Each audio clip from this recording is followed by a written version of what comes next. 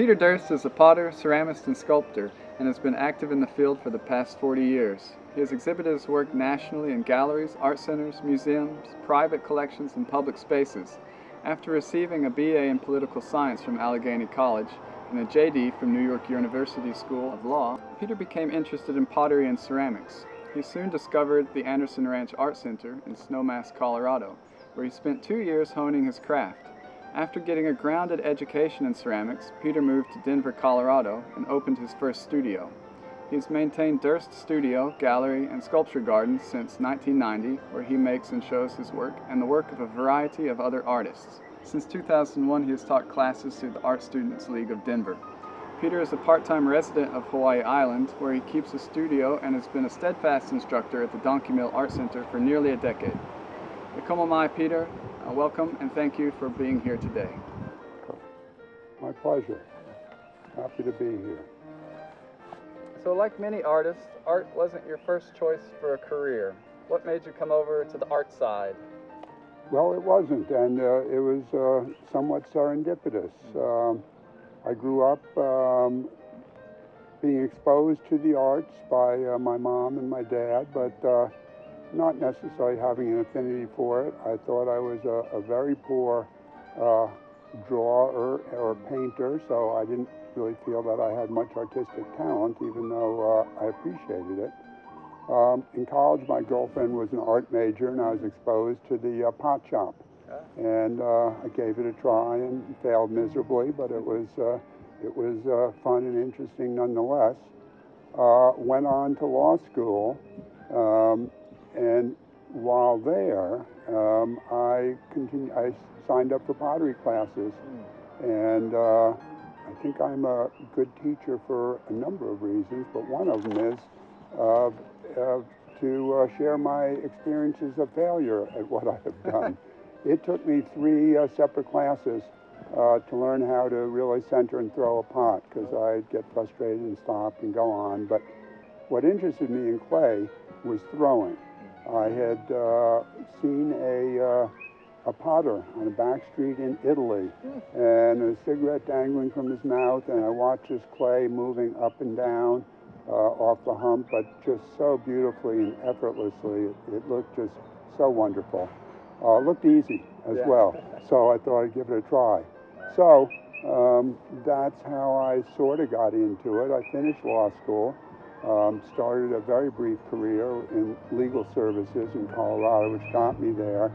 I probably wasn't cut out to be a lawyer, and a change was good. I had a pretty bad jeeping accident, which left me immobile for close to a year. Wow. During that time, in my recuperative stage, I'd learned to throw on kick wheels, but I couldn't kick because of my legs, but I put my leg up and started on an electric wheel.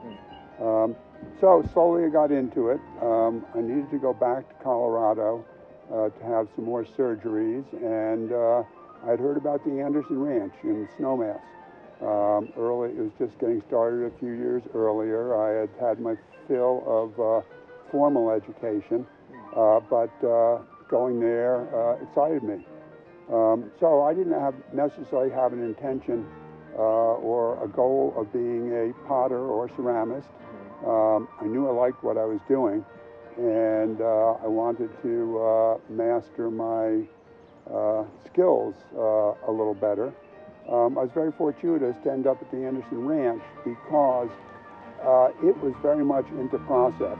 Certain schools are into product, ideas, conception. They're into process and ceramic process. So I learned a lot about finding clay, digging clay, making glazes, formulating glazes, firing kilns, building kilns, stacking kilns.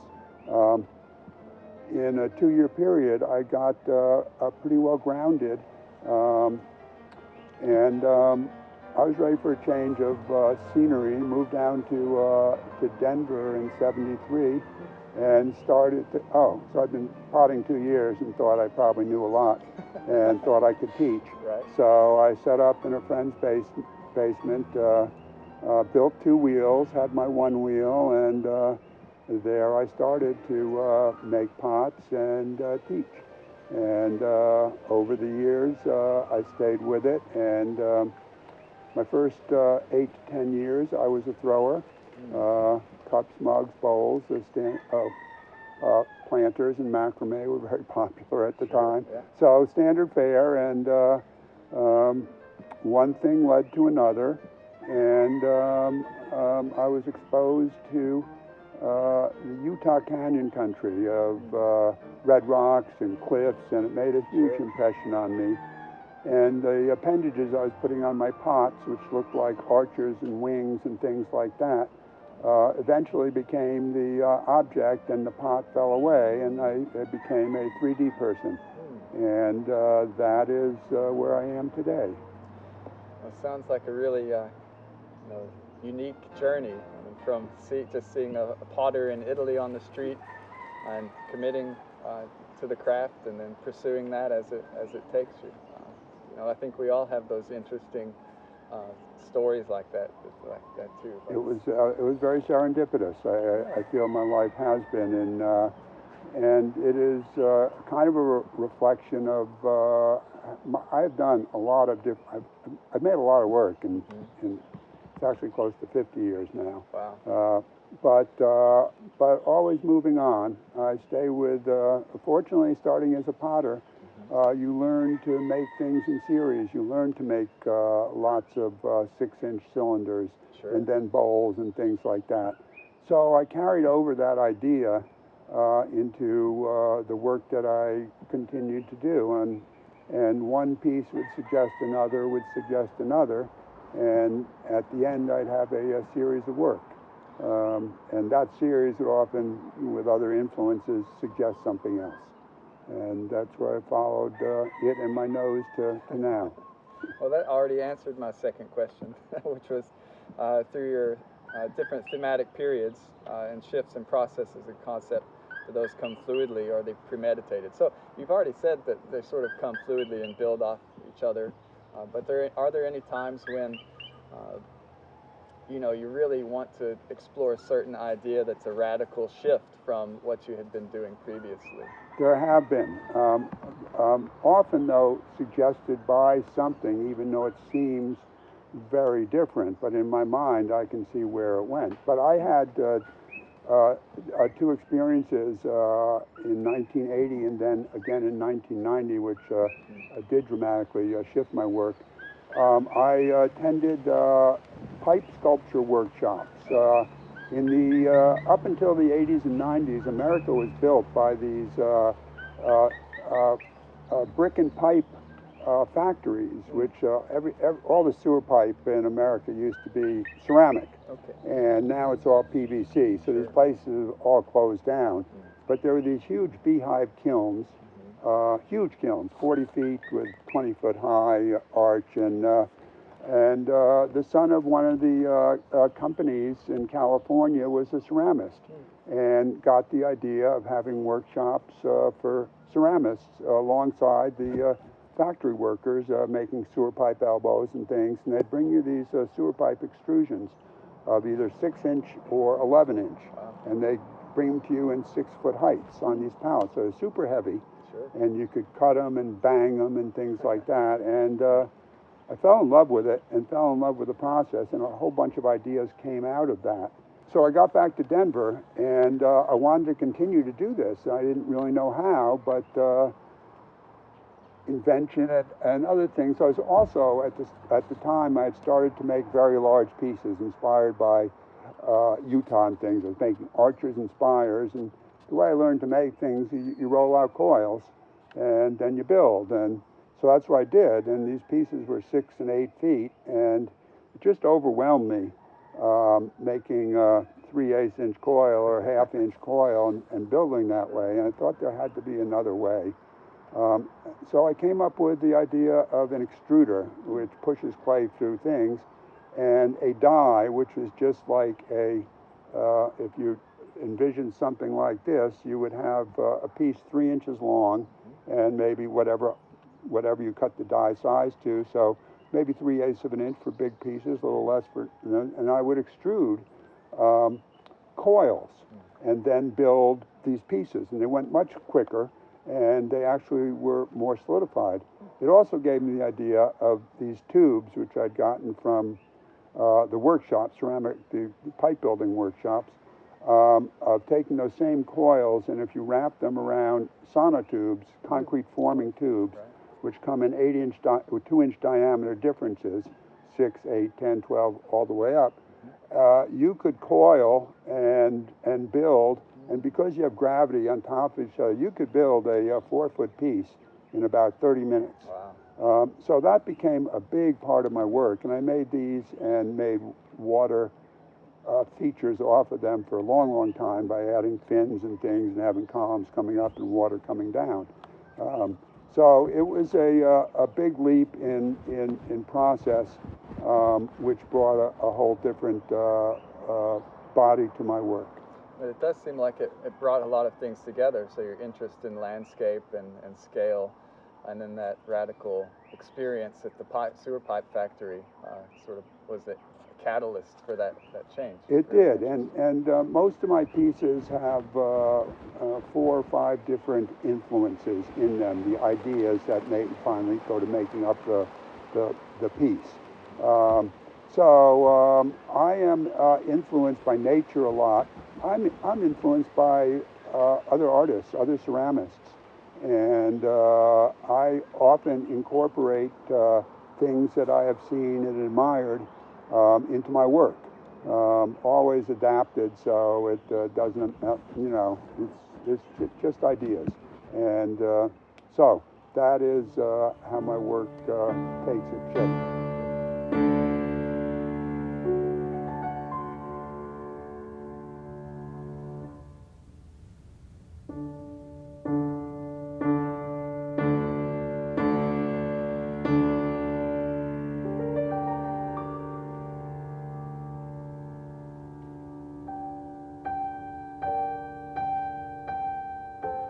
So Peter, some of your work seems to be politically motivated, if I'm interpreting it right. Is that a reflection of the social or political environment when you're creating those works? It is, and it is, I have added decal image transfers to my work about 8 or 10 years ago, and it dramatically changed my work, and it's perplexing in some ways. I do look at myself as an object maker, and my intent is to make a beautiful piece. I was doing the same forms and designs in some ways before I added the decals and the imagery and the words. My intent when I do these pieces is to enhance the form as opposed to detract from it. So I am somewhat ambivalent about putting messages on work. If it works with the piece, then I think it's good. I do have social and political points of view, and humor as well. So decaling with images and words have allowed me to put those things on. And as a for instance, I made so I do house forms. I do a lot of forms: boats, houses, teapots, cubes, letters. So in the house form, similar to that is an obelisk, which is a form of strength and power. The Statue of Liberty is an iconic image, and we were in New York Harbor about 8 or 10 years ago, and it just made a very impact on me visually. So I thought I would incorporate it into this piece of the obelisk. So I got a image of Statue of Liberty, blew it up. Obelisks and houses often have a banner on the top, Supreme Court, all these Latin words of great importance and things. So a lot of my work is, if this is so, well, what about that? What about changing it? So I made my banner, and I use a ribbon in my work a lot to differentiate and separate. So instead of a straight formal thing, I made a curved thing. And I had this image of the Statue of Liberty, And I put in that just wonderful quote, which is on it, about give me your tired, your poor, your huddled masses, yearning to breathe free, et cetera, et cetera. I lift my lamp beside the Golden Door. Golden Door is New York, but it's also America. My grandparents all came through Ellis Island, all four of them. And so I was able to make this piece with that on it. I use my work has positive and negative, and wherever I have an image on the front, the reverse often has that same image in another way.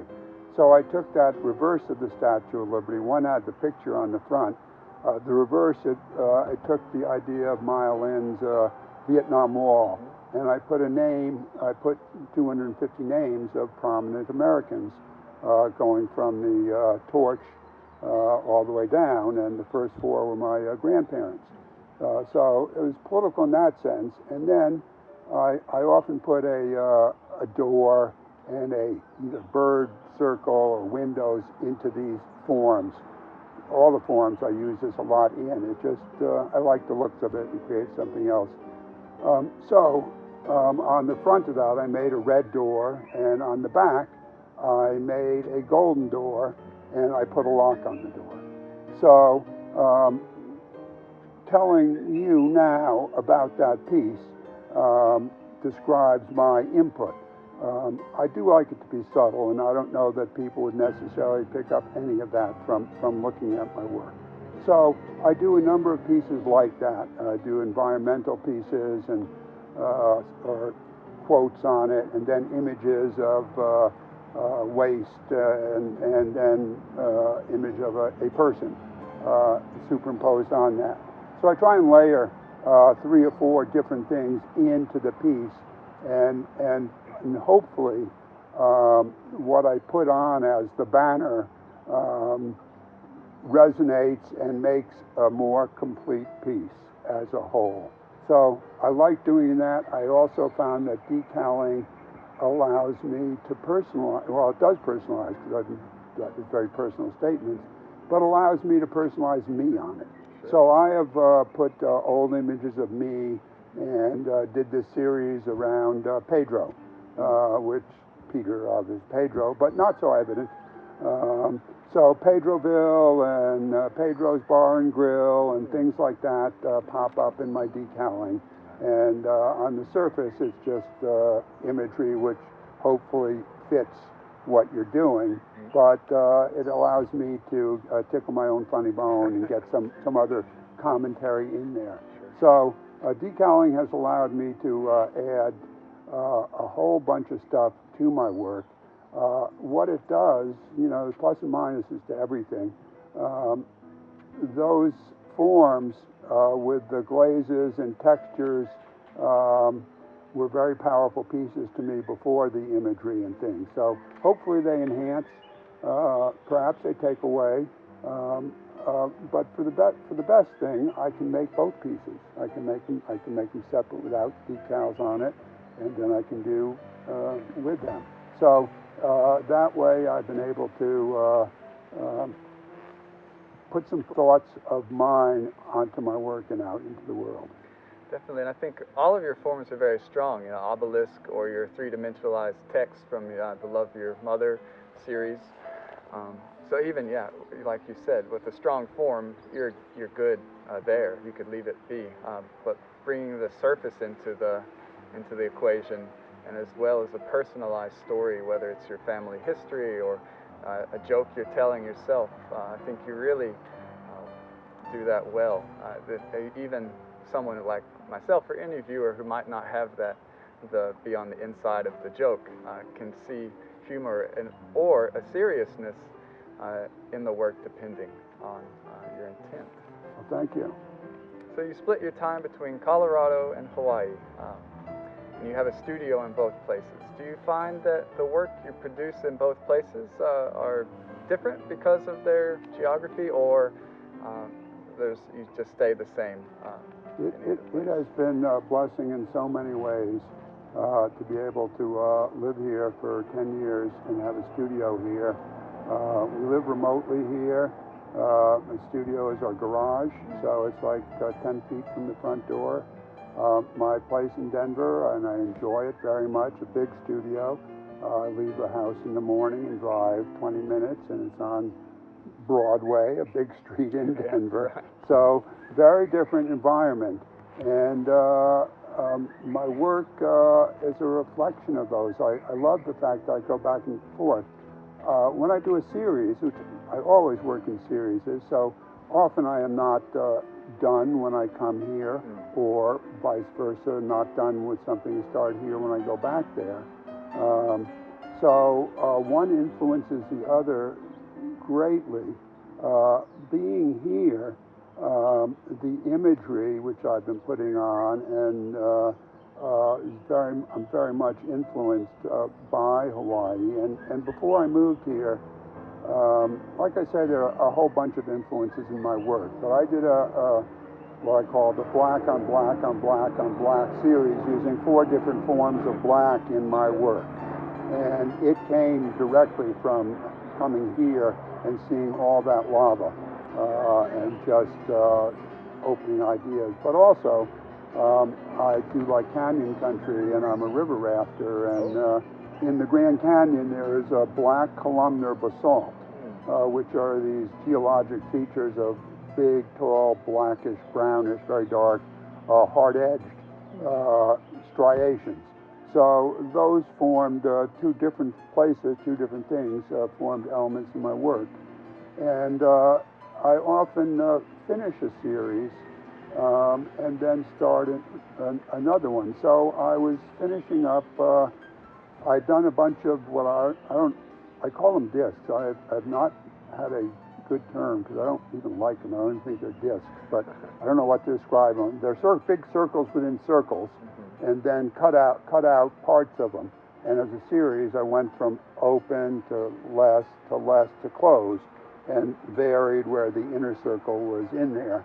And then I made 2 more of them here, and finished the series. And those 2 were a little different and were influenced by that. I was finished with that series, and I was looking around for new forms, and I don't know exactly why, but I had been putting messages onto work. I'd been using decal imagery more and more of naturally occurring elements, because I think they look beautiful and they make for good decal transfers. And seeing these completed circles with a circle and open, one reminded me of an O and the other reminded me of a V.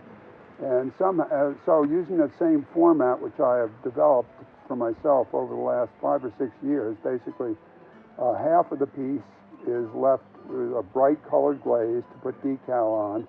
I put a ribbon, wavy ribbon, through it to organize and break and delineate, and then I carve out with pattern and brightly colored crawl glazes for texture and pattern, and put those images together. And those are on a lot of those preceding works. And somehow the letter became the form, which I thought was pretty interesting. And somehow Love Your Mother popped into my mind, combining nature, message, and series. So I did 14 separate letters, LOVEYOURMOTHER, and used 14 different glazes, 14 different crawl glazes, 14 different images. So it was a new series in that the letter became the series, but it definitely was, and I did that in Denver, because the idea came from here, and I was finished, I did it, and got back there. Finished that, took me all of that year, and came back, was ready for a new series, and that led into the idea of cubes or building blocks. And they are in the show here, and they are using I use similar decal imagery in many sizes, shapes, and different colors behind them for the glaze, but often the same decals. Pieces are new and fresh and different, yet similar and related, and the ideas I get from one place very much influence what happens in the other. Of course, it sounds like you find commonalities in both of the locations, and through your constant experience, interpret those throughout the locations. I do. It's just another a blessing and benefit of having 5 or 6 different elements are in my work. So Definitely. I pull from this and that, and something new and different comes out. Great. Let's talk a little bit about education. You've been an ineffable instructor at our ceramic studio here at the Donkey Mill Art Center for nearly a decade, and you've influenced a devoted school of students. Why not just produce work hermetically in your studio? Why teach? There are a number of answers to that. I like to teach. I like to interact with people. I spent probably the middle part of my career, 20 years, working by myself every day. And I lost social contact. I missed it. So that is why in 2000 I decided to get back into teaching. It has been a blessing always for me. As many people, teachers will say, they get as much from their students and that's totally true for me. My work is so much better. My personal work is so much better from being around students. And you know, it's student-teacher relationship in a certain way, but I actually think of it as studio mates. In Denver, I've had the same, people come and people go, but 10 to 15 years, people, they're friends, they're family. I feel the same way here. They're also very talented artists. So the fact that they're taking classes makes them students, but I'm a student too. We're all learning. So I look at that as an interchange, and I like to talk shop. I love to talk shop with ceramists. I like sports, so people who are interested in sports, I talk sports with. So teaching is talking shop, and these students know a lot, give me ideas. What I like about what I impart to them, I think of myself as what I do as teaching is I largely self-taught, and I probably should have gone to more workshops and expanded my things along the way, but mostly what I know is from what I've learned by myself. So I tell people, my students, I only know a very small part of ceramics. As we all know, it is huge, which is one of the wonderful things about the medium. So my goal in teaching is to share my experiences. Part of ceramic education traditionally has been to let people make their own mistakes and learn that way. I'm not a believer in that particularly. I want those things to happen, but I share my experiences. Many of my experiences are failures. All these series I do, I lose pieces all the time, and there are reasons. And so if I can see what is happening with someone and share those experiences, it allows them to either make them or not. It gives them some knowledge to do it. And what I also love about teaching, so I started when I was a thrower. I taught throwing, which is more mechanical and to me less satisfying teaching than working with hand builders.